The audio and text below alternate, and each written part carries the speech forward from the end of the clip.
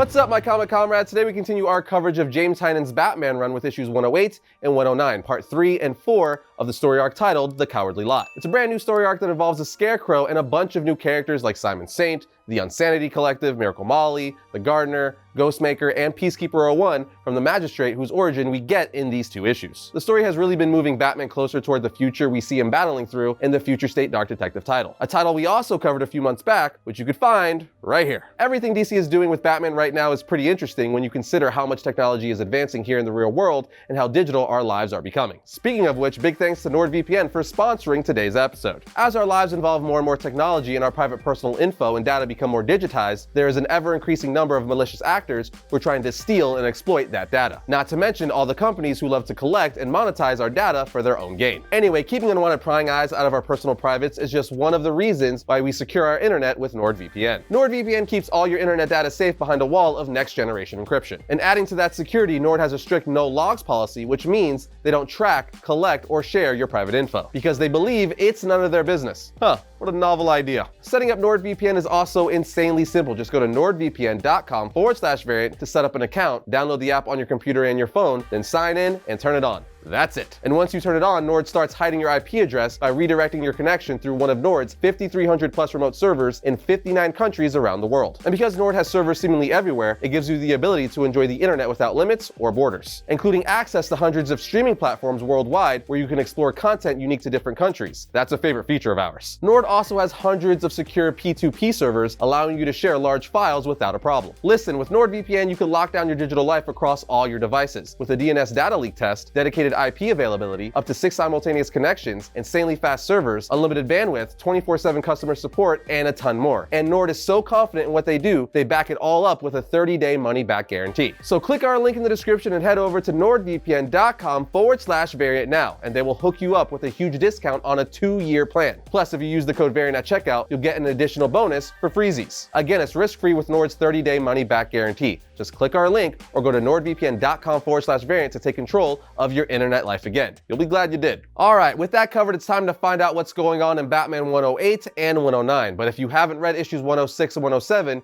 you should do so first or watch our video on those issues to get caught up to avoid confusion and spoilers. You can find that episode right here. With that said, let's get into it.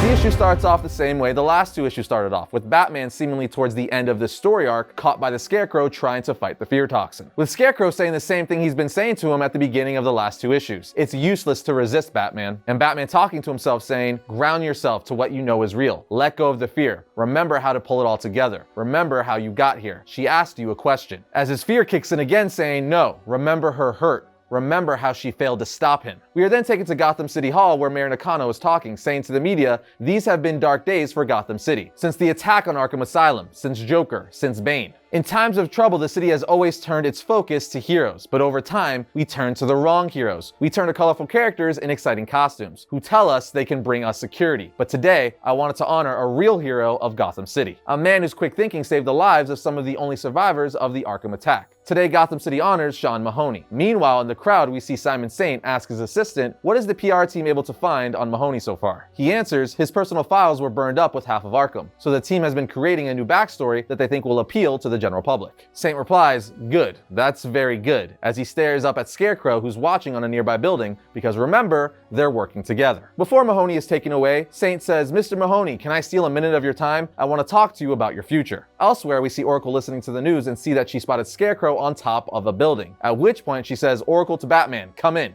It's been almost 12 hours. Please. Do you copy? We are then taken to Batman, who's currently in his Matches Malone disguise, sneaking into the Unsanity Collective trying to learn their true motives. But their leader, Mr. Wise, and his enforcer called Breaker don't trust him and suspect he might be a cop. So they try interrogating him, looking into his mind with Mr. Wise using his mind machine, but this is Batman. And of course, he has training against psychic attacks, so they can't get much info from his mind. At this point, Mr. Wise asks Miracle Molly what she thinks of this guy, and she answers, I think if we're secure enough in what the Unsanity Collective stands for, it doesn't matter if he's a cop or if he's Superman. We have to take him in at face value, give him the option to start over. That's what we promise everyone. Mr. Wise is like, all right, this man is your responsibility then. If he proves to mean our people harm, you know what I expect you to do. She replies, yeah.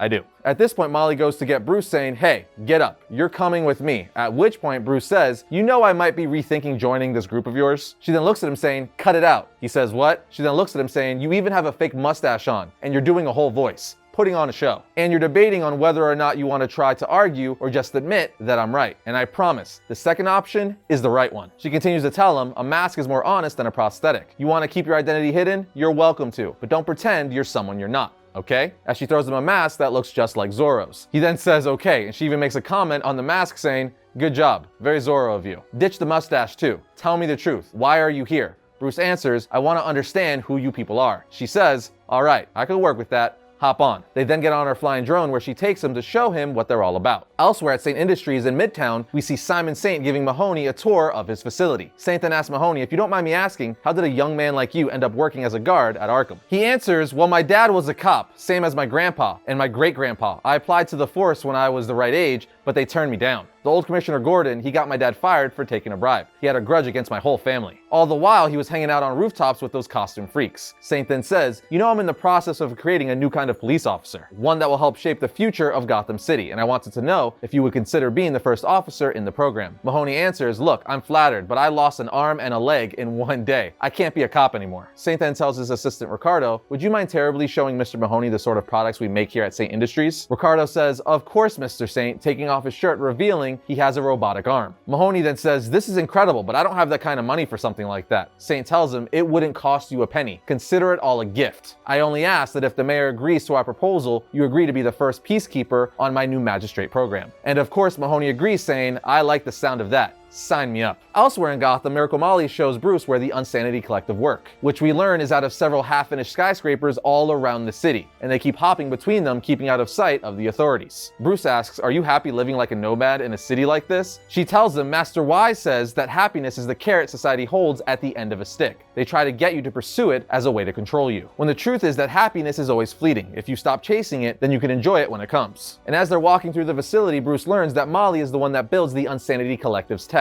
Molly then continues to tell Bruce how the collective is a Robin Hood in the sense that they steal from the rich and help the less fortunate, calling the rich opportunists and vultures. Batman says, you don't think that's a little unfair? She says, we're feeding our new society off the excess of the old one. We fleece what we take to fund our group and allow our collective to grow. Molly continues to tell Bruce, we're recreating the system, allowing outcasts to have nicer jobs and nicer apartments, allowing them to feel safe. She then looks out at the city saying, people are scared, Batman. He then stares at her saying, you knew. She says, yeah, of course I knew. It's all in your voice. We spoke the other night over the radio, and if I had any doubt, it went away when you didn't react to the view of Gotham, hundreds of feet in the air. Most people react harder. Bruce tells her, I started to put on the costume because I knew that the criminals of the city were a suspicious and cowardly lot. Molly then asks, do you ever think how much stronger you could be if you let go of your past? Could that version actually save Gotham City? He just looks at her saying, I don't know. He then says the Unsanity Collective has been targeting the owners of media companies based in Gotham. I don't think you did that on your own. I think someone hired you. She tells him someone's ethics who lined up with ours paid us to do it, so we did it. He then says, I need a name. She tells him, Saint. Simon Saint. As we see Sean Mahoney being turned into Peacekeeper-01 by Saint as him and Scarecrow watch via monitors. And that, my friends, brings us to issue 109. Issue 109 opens up yet again with Bruce seemingly towards the end of the story having been caught by Scarecrow and trying to escape his fear toxin. We are then taken to Fort Gray, Bruce's new apartment where he's staying ever since he lost his fortune. We see him sitting at his desk holding the mask Molly gave him, thinking about what she said to him. Do you ever think how much stronger you could be if you let go of your past? Could that Batman actually save Gotham City? He then drops the mask on the table and puts on an earpiece saying, Oracle, I'm back online. She responds saying, and here I was getting ready to send in the cavalry. You missed a few things while you were out on your little field trip to Wonderland. He tells her, I heard chatter on my way back to the townhouse. More scarecrows. She says, yeah, they found one in the lobby of the GCPD Central Precinct. Another one at the altar of the Old City Cathedral. The press are having a field day with that one. She then says, I think I got a glimpse of Crane himself looking over Mayor Nakano's speech to the city last night. He's gotten very good at slipping in between the cameras. The news channels are screaming bloody murder, saying an attack could happen any minute. People are looting grocery stores for supplies. It's just like you said, a Scarecrow attack that doesn't need a single drop of fear toxin. Batman then just tells her, I need to know everything there is to know about Simon Saint. Contact Ghostmaker. If you can get Crane's location from Saint, the two of us will be able to apprehend Scarecrow tonight. I need him on standby. Elsewhere, we see Ghostmaker has taken Harley back to his hideout. Harley then says, is this some kind of Batcave? He tells her, I call it the Haunt. And you should see what he's passing for a cave these days. It's disgraceful. I designed this to top the original, and it's complete with a giant Spinosaurus, because the Spinosaurus is bigger than the T-Rex, which is what Bruce had in his Batcave. Harley even points out his fancy car, which he calls his Ghost Racer. But he tells Harley the Batmobile still outpaced my Ghost Racer. This is going into the industrial furnace tomorrow. The next model will be better. She then tells Ghostmaker, you boys sure do live interesting lives. Ghostmaker then asks if she would like some champagne. Harley replies, I mean, sure, I'm not fancy or anything, but I do like the bubbles. At which point he has his AI get her some. Then while grabbing the glass, she says, so is this a you want to kill me situation or you want to bang me situation? He then responds, it's like I said before, you fascinate me. You trained as a therapist, fell in love with the most dangerous man on the planet, then spent years by his side terrorizing society. Then a few years ago, the government put a bomb in your head to make you even consider helping people, and now you're running around the city you used to terrorize trying to be of service. And you don't stop no matter how many times Batman tells you you're not his sidekick. Harley responds, is that what this is? You're jealous because you want the big R on your chest and you think I'm gonna steal your shot? He then says, it's just really interesting to see people go down this path like us. They then start having a friendly fencing match, and as they do, animal plants start surrounding them, at which point we see it's because of the gardener. And we learn that the gardener, aka Bella Gardner, is a wanted eco-terrorist expelled from the faculty at Hudson University for cultivating predatory animal-plant hybrids. But not only that, she was Poison Ivy's girlfriend in college. The gardener then tells Harley and Ghostmaker that Ivy is still alive and she's actually growing a jungle deep underneath the city, and it's spreading day by day. Her vines are eating into the city's foundation, and if anyone comes to get her, she'll collapse the entire city into the cave system below. Gardner says, I tried talking to her, but there's something wrong, something missing from her. She then tells Harley she needs you, while giving her a piece of her plant animal, saying, use this to find me, because currently Ghostmaker and Harley are being summoned by Oracle to help Batman. Elsewhere, we see Batman break into Simon Saint's facility, making quick work of his bodyguard, Ricardo. Literally one punch and one kick, and he was on the ground, down for the count. Batman picks up Saint by the shirt, saying, I know you're working with Scarecrow. I want his location, now. But of course Saint denies. He then tells Batman, saying, see your sheep in Gotham City? The people want order. They need to feel certain they won't get hurt again. They need to know that someone is looking out for them, and honestly, Batman is yesterday's news. My idea of crime fighting, the Magistrate program, that is tomorrow's news. Batman responds, I'm not here for your corporate pitch. Saint then tells him, then perhaps you'd prefer a demonstration. I'd like you to meet the centerpiece of my program. I call him Peacekeeper-01. At which point Peacekeeper-01 comes barging in, chucking Batman into the wall. Saint then sets off an explosion in Gotham to frame the Unsanity Collective, in order to make himself and his Magistrate program look good when they stop them. Batman then uses several of his gadgets to fight off Peacekeeper, while he makes a getaway for himself by using a laser to cut a hole in the floor. Now in the lower level of the building, Batman radios to Oracle, saying, Saint is behind the bombing.